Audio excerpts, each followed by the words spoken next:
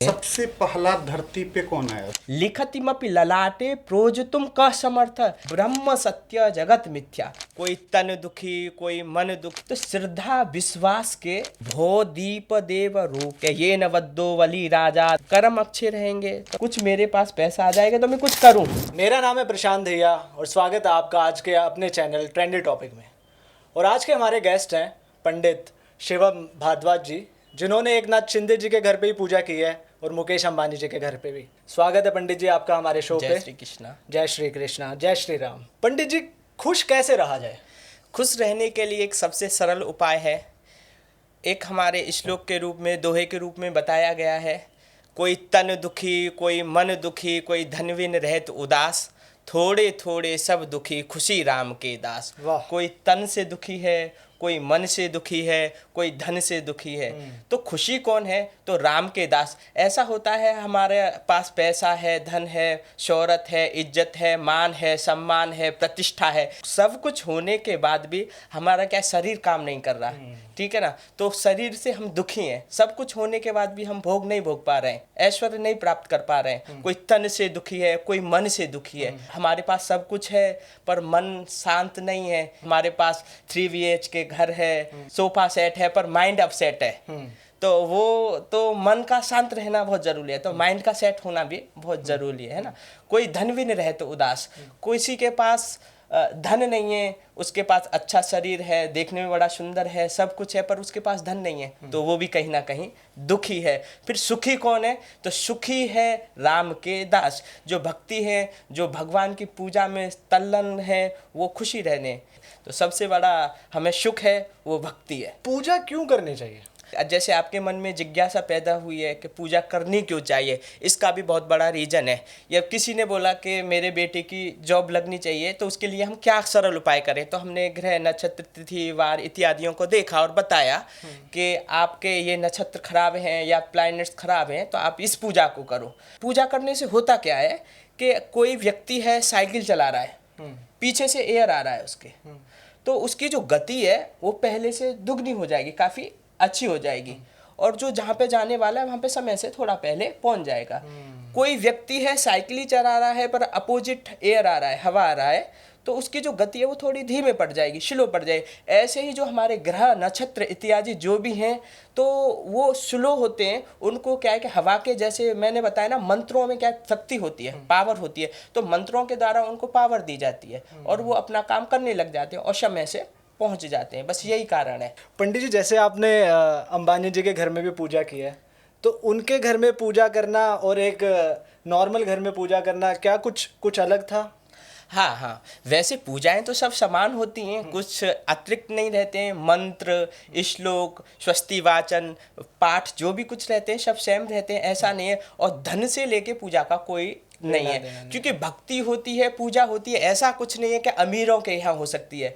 हमारी काफ़ी सबरी थी, उनके पास पैसा तो नहीं था, पर उनके पास भक्ति थी, तो राम खुद चल के आए। तो इसमें इम्पोर्टेंट आपकी एजुकेशन नहीं है, आपका पास धन नहीं है, तो ऐसा कुछ नहीं है कि मतलब गरीब लोगों की पूजा कुछ अलग रहे, उनकी कुछ अलग रहे। बस कुछ उनके जो ऐसे हैं, उनके राजसी होते हैं। सामान्य व्यक्ति के यहाँ एक सादा सी थाली रहती है, वहाँ के चांदी के बर्तन थे, हमारे जो कलश थे वो चांदी के थे, वहाँ पे जो दिव्य चीज़ थी, जो इत्र था वो अलग ही था। सामान्य व्यक्ति के लिए सामान्य तरीके, पर मंत्र श्लोक वाचन में कोई भी अंतर नहीं रहता। वो राजसी तरीके से होता है, वो सामान्य तरीके से होता है। तो ऐसा कुछ नहीं है कि जो पढ़े लिखे योग्य व्यक्ति हैं और या फिर जो धनवान व्यक्ति हैं, धनाढ़ व्यक्ति हैं, उद्योगपति लोग हैं, उनके यहाँ का कुछ अलग हो। नहीं, ऐसा कुछ नहीं है। भक्ति, विश्वास, ये क्या है, मन से होता है, श्रद्धा से होता है।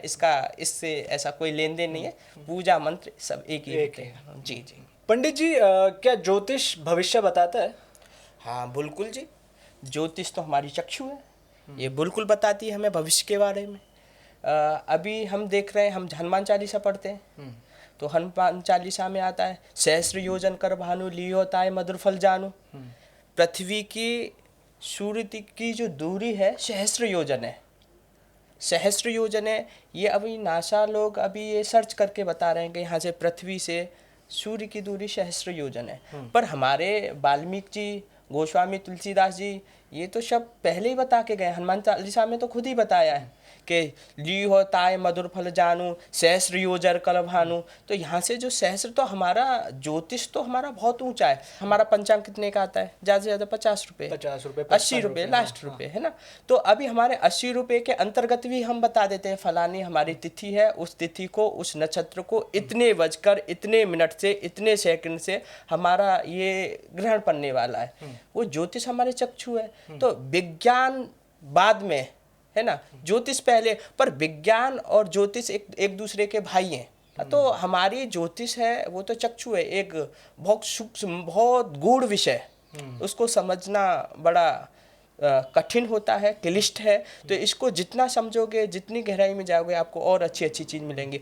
विज्ञान और ज्योतिष आपस में कहीं ना कहीं एक दूसरे के भाई हैं। ऐसा पंडित जी, ज्योतिष जो है वो एक विज्ञान है या एक विश्वास है? आपने जो प्रश्न पूछा है बड़ा अच्छा पूछा है, उसको हमें भी बड़ा अच्छा लगा कि आपने बहुत अच्छा प्रश्न पूछा है।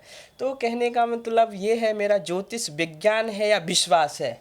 अभी मैं बता रहा था ना, किसी को कुछ करना है, किसी को भाई मुझे जॉब चाहिए, तो उसके लिए पंडित जी बुलाए गए। पंडित जी को नाम, तिथि, तारीख इत्यादि है वो दिया गया। पंडित जी ने अपने तरीके से, अपने हिसाब से उनका फलादेश किया। फलादेश यानी भविष्यवाणी की कि आपका ये नक्षत्र है, ये है, आपका समय ये है, तो इसकी वजह से आप ये करो, वो करो, आपको ये पूजा करने से आपको लाभ मिलेगा। तो सामने वाले व्यक्ति ने वो सब किया। गुरुजी पंडित जी की बात मानी कि आपका मंगल खराब है तो आप मंगल दोष की पूजा करो। तो सामने वाले यजमान हैं, उन्होंने पूजा की। तो कहने का तात्पर्य यह है, पंडित जी ने बताया और वो यजमान ने कर लिया, तो उनको तो विश्वास था ना। यदि ऐसा ही कुछ होता है कि पूजा करने से मेरे बेटे की नौकरी लग जाए, जॉब लग जाए, शादी हो जाए, तो व्यक्ति तो हर रोज पूजा करे। राइट। तो श्रद्धा विश्वास के दो स्तंभ हैं, पिलर हैं, उन्हीं के ऊपर ये भवन बना हुआ है। पंडित जी, पूजा में दीपक क्यों जलाया जाता है? दीपक जलाने का बहुत बड़ा रीजन है। हमारे शास्त्रों में कहा गया है, भो दीप देव रूपस्तम कर्म साक्षी हवन कृत यावत पूजा समाप्ति ही श्यावस्तुम स्थिरो भव। इसका अर्थ है, हमारा जो दीप भगवान है वो हमारे कर्म के साक्षी होते हैं, विटनेस, गवाह के रूप में देखे जाते हैं। जब हम पूजा कर रहे होते हैं तो हमारे दोस्त हैं, मित्र हैं, हमारी धर्म पत्नी हैं, हमारे घर वाले जो भी लोग हैं, फ्रेंड हैं, वो सब देख रहे होते हैं। यावत कर्म समाप्ति ही, और हम दीप भगवान से ऐसा प्रार्थना कर रहे हैं जब तक हमारा कर्म चल रहा है, पूजा पाठ चल रहा है, यावत कर्म समाप्ति ही श्यावस्तुम स्थिरो भव, तब तक आप स्थिर रहें, भुजे नहीं। तो यहाँ पे हम ये पूजा करते हैं तो विटनेस, गवाह के रूप में अग्निदेव को मानते हैं। अग्निदेव को हम कर्म के साक्षी मानते हैं। तो उनसे प्रार्थना कर रहे हैं, जो हम कर्म कर रहे हैं ना, आप इसको देखते रहो और स्थिर रहो, भुजो नहीं। तो यावत कर्म समाप्ति, जब तक हमारा कर्म समाप्त ना हो जाए तब तक आप देखते रहो। विटनेस के रूप में हम उनको दीप पूजन करते हैं। हमने पूजा की पर हमने अपना कोई विटनेस नहीं बनाया। क्या मतलब? दीपक का तो सीधा सा अर्थ है, अंधकार को हटाकर जो प्रकाश की ओर ले जाए, वो दीपक। तो हमारे जीवन में किसी भी प्रकार का कोई भी अंधकार है तो वो दूर हो और हमारा जीवन प्रकाशमय बने, अच्छा बने। तो इसलिए हमारा कल्याण हो, हमारे जीवन में किसी भी प्रकार का अंधकार है वो दूर जाए और जीवन प्रकाशमय बने। और विशेष रूप से अग्निदेव को हम विटनेस, गवाह के रूप में हम पूजते हैं और दीप का प्रज्वलित करते हैं। पंडित जी, पूजा में रक्षा सूत्र क्यों बांधा जाता है? ये जो आपने सवाल किया है बहुत अच्छा किया है। इसका नाम ही रक्षा सूत्र है। कहीं कहीं पे इसको मोली बोलते हैं, कहीं कहीं पे धागा बोलते हैं, कहीं कहीं पे रक्षा सूत्र। रक्षा सूत्र यानी हमारी रक्षा करता है, सूत्र यानी बांधना। पहले डॉक्टर लोग नहीं थे, पहले वैद्य लोग रहते थे। तो वैद्य लोग रहते थे तो वो क्या है, हम उनके पास जाते थे और उनके पास जाके हम उनको नवज दिखाते थे। इसको नाड़ी बोलते हैं, नवज बोलते हैं। तो वो यहाँ पे देखते थे और वैद्य जी बता देते थे, आपको पेट का प्रॉब्लम है, आपको सिर दर्द है या आंखों में प्रॉब्लम है, जो भी प्रॉब्लम है वो वैद्य बताते थे। पर अभी हम डॉक्टरों के पास जाते हैं तो उनको खुद बोलते हैं कि हमारा सिर में दर्द है, आंखों में प्रॉब्लम है, पेट में प्रॉब्लम है, जो भी बीमारी है। तो हमारी इस नाड़ी, कहीं ना कहीं हमारा जो शरीर का संचार है कहीं ना कहीं नाड़ी से होता है। तो भगवान के नाम से ये बोला जाता है कि ये नवद्दो वली राजा दानवेंद्रो महाबल ते नाम प्रत वन्नामी रक्षे माचल माचल। कहने का मतलब है कि हमारा जो शरीर का संचार है वो सब नाड़ी से होता है, हमारा आरोग्य अच्छा रहे, स्वास्थ्य अच्छा रहे, इसलिए हम इसको रक्षा सूत्र को बांधते हैं, इसीलिए इसका नाम रक्षा सूत्र बोला। स्वास्थ्य के अकॉर्डिंग हम इसको बांधते हैं। तो पंडित जी आ जाते हैं हम, क्योंकि दीपावली आने वाली है जी। तो दीपावली का धार्मिक महत्व क्या है? दीपावली का एक सीधा सा अर्थ है, दीपावली यानी दीपों की अवली, अवली को बोलते पंक्ति, दीपा यानी दीपक हैं उनकी अवली बनाना, उसको दीपावली। तो जैसे कि पहले लाइट इत्यादि तो नहीं थी, कोई हमारा विशेष व्यक्ति कोई आता है, तो अयोध्या के तो राम हृदय थे, तो कोई विशेष व्यक्ति आ रहा है, 14 वर्ष बाद आ रहा है। अभी किसी ने हमसे सवाल किया था कि कुंभ में इतने लोग कहाँ से आ जाते हैं, इतने साधु संत महात्मा कहाँ से आते हैं? वैसे तो ये दिखते नहीं है, हजारों लाखों करोड़ों की संख्या में दिखते हैं ये, तो आ कहाँ से जाते हैं? सीधी सी बात है, ये साधु संत होते हैं, ये एक माँ की गोद में खेलने के लिए आते हैं, हजारों हजारों सालों में तपस्या करते हैं, 12 साल बाद एक कुंभ का सम्मेलन होता है, तो 12 साल बाद लगता है। तो क्या है कि साधु संत जो आते हैं अपनी माँ की गोद में खेलने के लिए उमड़ते हैं। ऐसे ही दीपावली, वहाँ जो अयोध्या के लोग थे उनके विशेष व्यक्ति आ रहे थे, यानी उनका हृदय था राम जी, तो आ रहे थे, रावण का वध करके आ रहे थे, तो उनके स्वागत के लिए उन्होंने दीपों की अवली बनाई। तो उसी दिन से उनके उद्घाटन में, उनके सम्मान में दीपावली का त्योहार चालू है। पंडित जी धनतेरस भी आ रहा है जी।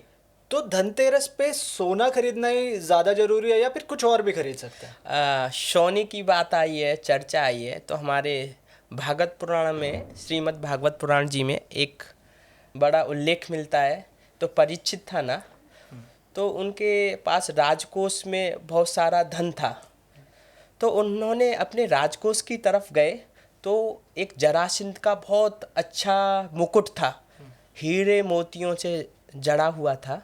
तो उन्होंने देखा बड़ा सुंदर मुकुट है, तो उन्होंने देखा, उनको लिया उसने। वो मुकुट और किसी का नहीं था, वो था जरासंध का मुकुट था, जरासंध का मुकुट था, तो उन्होंने उसको धारण किया। जरासंध तो बड़ा क्रूर था, बड़ा पापी था। जब परीक्षित जी ने उसको धारण किया, उनकी मति थोड़ा गड़बड़ा गई, क्योंकि वो जो सोना था वो दुष्ट तरीके से, गलत तरीके से उसका धन था। तो सोने में कलयुग का भी वास होता है। कहने का तात्पर्य मेरा है, आपने धर्म से पैसा कमाया है तो उसमें विष्णु का वास होता है, और आपने अधर्म से पैसा कमाया, आपने किसी की चोरी की है, कुछ गलत तरीके से पैसा कमाया है, या इधर उधर से कहीं से आपने इधर उधर से किया है, तो उस पैसे से आपने सोना खरीदा, तो आपको कलयुग का वास होगा उस सोने में। तो जो हमें सोना है तो उसको धर्म से कमाना चाहिए। और उस दिन और भी चीज़, जिनके पास धन है तो वो खरीद पाते हैं, जिनके पास धन नहीं है तो क्या उनको दीपावली नहीं बना सकते हैं? वो भी बना सकते हैं। तो उनकी चीज़, तावे के बर्तन हैं, उनको खरीद सकते हैं। कर्म अच्छे रहेंगे तो भाग्य स्वतः ही फल देगा। तो यावत कर्म समाप्ति ही शावस तुमसे स्थिर हो। तो अपने कर्म अच्छे रखो, तो वर्तमान अच्छा रखेंगे ना तो भविष्य स्वतः ही अच्छा हो जाएगा। तो कहने का तात्पर्य मेरा यही है कि वर्तमान अच्छा करो। और कुबेर जी की पूजा क्यों करनी चाहिए पंडित जी? कुबेर जी तो धन के प्रतीक हैं, तो धन की आशा रखने वाले, वो सबसे ज़्यादा जो धन है, धन के जो राजा हैं वो कुबेर हैं। धन के आगमन के लिए हमें कुबेर की पूजा करनी चाहिए, सीधा सा अर्थ है।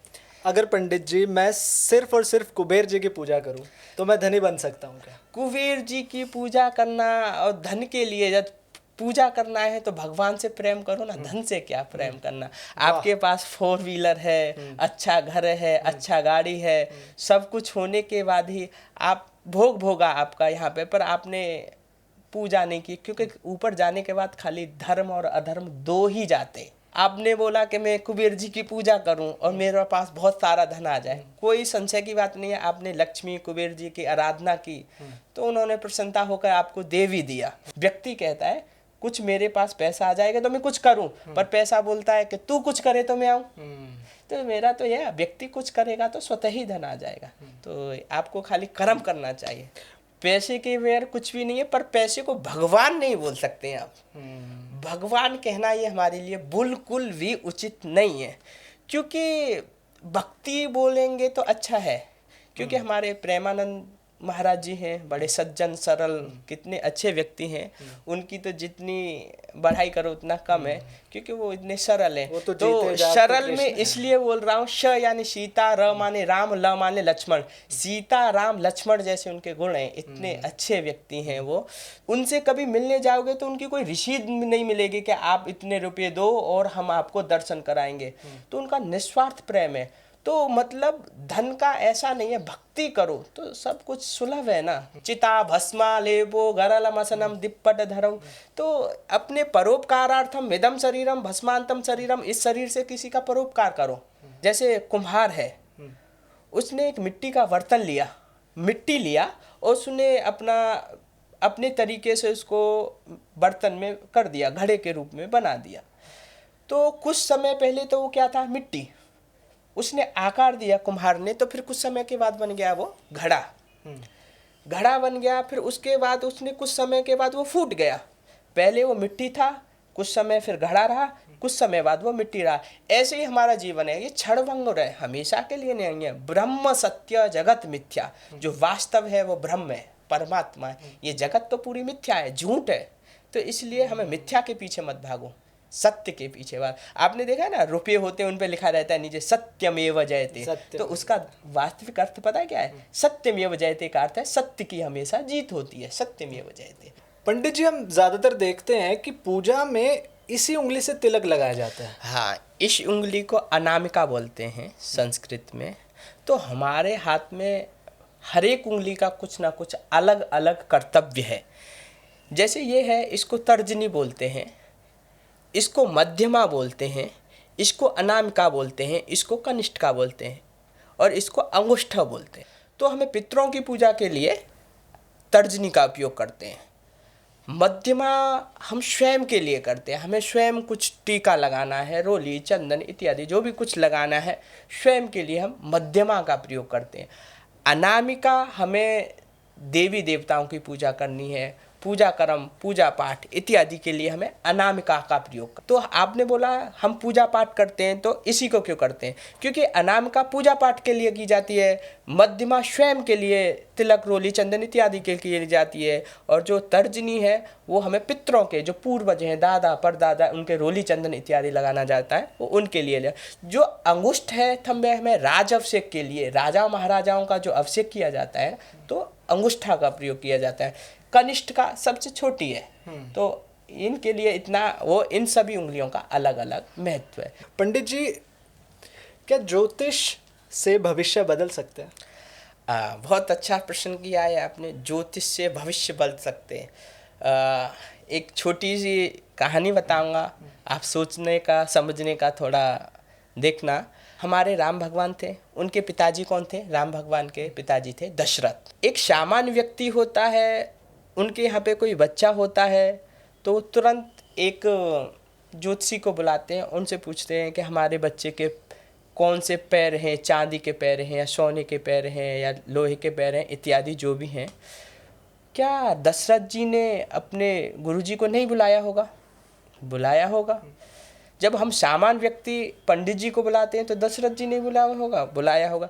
एक हम सामान्य व्यक्ति होने के बाद जब सामान्य व्यक्ति ये बता देता है इनके ग्रह नक्षत्र ये हैं, तो उसकी वजह से इनको ये दोष लगेगा या ये प्रॉब्लम आएगी। जब सामान्य व्यक्ति ये बता देता है कि मतलब आपको ये पूजा करो, ये पाठ करो, तो हमारी ये जो भी है ये समस्या दूर हो जाएगी। क्या उनके गुरुजी ने नहीं बताया होगा कि इनको 14 साल का वनवास है, तो इनके लिए आप ये पूजा कर लो और इसका समावेश हो जाएगा, ये खत्म हो जाएगा। सामान्य व्यक्ति उस पूजा को कर सकता है, तो क्या दशरथ जी नहीं कर सकते थे? तो कहने का तात्पर्य मेरा ये है, ज्योतिष अपना प्रभाव डालती है, पर जो कर्म में, जो विधि में होना है वो तो होके रहेगा। लिखतिमपि ललाटे प्रोजतुम क समर्थ, जिसके ललाट पे पहले से ही लिखा हुआ है उसको कौन बदल सकता है? पर मैं ऐसा बोलता हूँ, कर्म के द्वारा भाग्य को भी बदल सकते हैं। आपके कर्म अच्छे हैं ना, तो आप अच्छा कर सकते हैं। आपने सोचा कि मैं कुछ भी करूं और बैठे बैठे मेरे पास आ जाए, तो नहीं, आपको कर्म तो करना पड़ा। आपके पास में खाना है पर आप सोचोगे मेरे मुंह में जाए, नहीं जा सकता है ना। मतलब आपका कहने का मतलब है कि फल चाहिए तो मेहनत तो करनी करनी पड़ेगी। और ज्योतिष का सवाल ये था कि कैसे बदला सकता है। 19-20 अंतर आ सकता है, पर बदला नहीं जा सकता। जो होना है वो तो होके रहता है। अब हमारे साथ जुड़ गए हैं वैभव भाई भी। तो वैभव भाई का मानना है कि कर्म बड़ा है और पंडित जी का मानना है कि भाग्य बड़ा है। तो पंडित जी, मैं जानना चाहता हूँ इन दोनों चीज़ों में से कि कौन से ज़्यादा बड़ा है। कर्म और भाग्य ये एक दूसरे के भाई भाई हैं। अभी मुकेश अंबानी जी के बेटे के जो बेटा हुआ है पृथ्वी, तो क्या उन्होंने ऐसा क्या कर्म किया होगा, ऐसे उन्होंने कौन से फावड़े चलाए होंगे, ऐसी क्या मेहनत करी होगी कि उनको इतना अथाह धन मिला है। यदि वो कुछ भी ना करें फिर भी वो अच्छे से खा सकते हैं, अच्छे से जी सकते हैं, लग्जरी लाइफ जी सकते हैं। तो उनका प्रारब्ध कहीं ना कहीं उनसे जुड़ा हुआ है। उन्होंने पूर्व जन्म में कुछ ना कुछ अच्छे कर्म करे होंगे। तो कर्म और भाग्य ये एक दूसरे के भाग्य हैं, भाई भाई हैं, सहोदर हैं। तो उनके अच्छे कर्म रहे होंगे तो उनके घर पे जन्म हुआ, उनके यहाँ पे जन्म हुआ तो उनका जीवन बड़ा अच्छा रहा। तो कहने का तात्पर्य ये दोनों कोई अलग नहीं है, ये एक दूसरे के भाई भाई हैं। पर जब तक आप कर्म नहीं करोगे ना तब तक आपको फल नहीं मिल सकता। मैंने बोल रहा हूँ ना कि सामने हमारी थाली रखी है भोजन की, पर आप कर्म नहीं कर रहे, खा नहीं रहे, तो वो अंदर नहीं जा सकता है। तो कर्म अपनी जगह पे है, भाग्य अपनी जगह पे है। तो कर्म हमें करना चाहिए। जब कर्म करेंगे तभी तो भाग्य अच्छा होगा। अब मेहनत कर रहे हो तो उसका सफलता मिलेगी। मेहनत ऐसी करो कि सफलता शोर मचा दे। तो हमें कर्म अपना करना चाहिए। तो कर्म करोगे तो भाग्य अपने आप सुधर जाएगा। तो वर्तमान अच्छा करो, भविष्य स्वतः ही सुधर जाएगा। पंडित जी, एक लास्ट क्वेश्चन आपसे। जी, और जी, थोड़ा जी। मैं आपको मुझे चीज़ों को जानने की बहुत क्यूरियोसिटी रहती है, ठीक है। जैसे पूरी दुनिया बोलती है कि शिव ने इस दुनिया को बनाया, जी। ठीक है। तो शिव ने इस दुनिया को बनाया या जगदम्बा ने इस दुनिया को बनाया? शिव जो सृष्टि के कर्ता हैं वो तो ब्रह्मा जी हैं। जो शिव है वो संहार करता है, जो हम पहले भी चर्चा कर चुके हैं। सबसे पहला धरती पे कौन आया, शिव आई या जगदम्बा आई? देखो, शक्ति ही सबसे प्रथम है। मेरा ऐसा मानना है, शक्ति है तो हम हैं, आप हैं।